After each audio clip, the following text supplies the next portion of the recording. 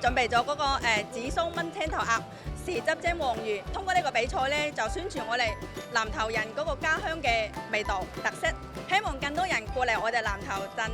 玩咯，嘗試更多嘅美食咯。喺2026年，廣東中山南頭鎮第3屆非遺美食周上演嘅廚神爭霸賽，14支參賽隊伍同台競技，每隊需要喺60分鐘以內完成2道菜式。菜品以黃魚、鵝為主要食材，亦都可以從南頭10大經典名菜裏邊自選菜式應戰。百年嚟，南頭人不斷探索、反覆實踐，形成咗獨具特色嘅黃魚宴烹飪技藝同傳統燒鵝製作技藝。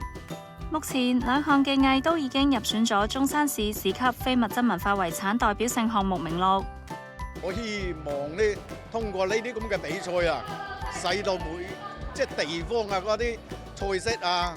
刺激下我哋嘅餐飲文化個經濟啊！我哋有黃魚嘅特色宴，希望全國各地嘅遊客啊過嚟我哋中山品嚐下我哋嘅黃魚非遺美食。我哋喺廣州過嚟嘅，我哋都聽聞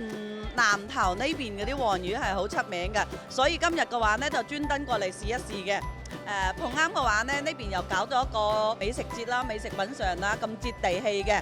你睇我哋都分得個鵝頭。